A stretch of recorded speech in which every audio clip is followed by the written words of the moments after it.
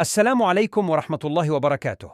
أنا الصحفي رسيم من قناة رسيم سبور، وسنسلط الضوء اليوم على ما جاء في الندوة الصحفية للناخب الوطني مجيد بوقرة قبل مباراة المنتخب الوطني أمام السودان في إطار كأس العرب قطر 2025.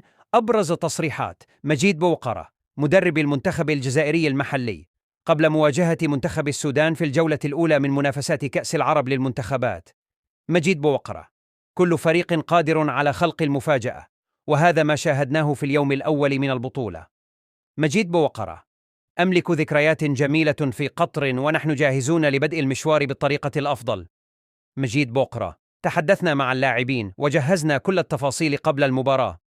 مجيد بوقرة: نملك مزيجا من اللاعبين الشباب من أجل مستقبل المنتخب الأول، إضافة إلى لاعبين يسعون لإنهاء مشوارهم بأفضل صورة.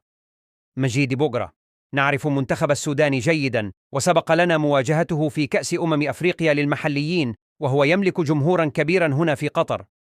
مجيد بوقرة: لديهم مشاكل في بلدهم، وهذا أمر يحفزهم، يريدون إسعاد شعبهم. السودان يمر بأوقاب صعبة، وكلها أمور يجب أن تؤخذ بعين الاعتبار.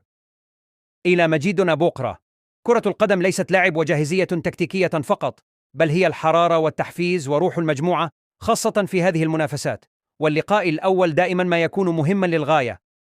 مجيد بوقرة: الجميع يريد إسعاد الشعب، خاصة بعدما رأيناه هنا في قطر.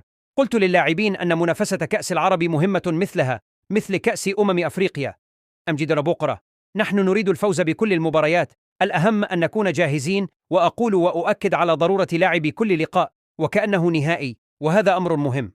مجيد بوقرة: نركز على أول لقاء، ومثل ما قلت نريد تجاوز الدور الأول، وبعدها نتحدث عن ما هو قادم.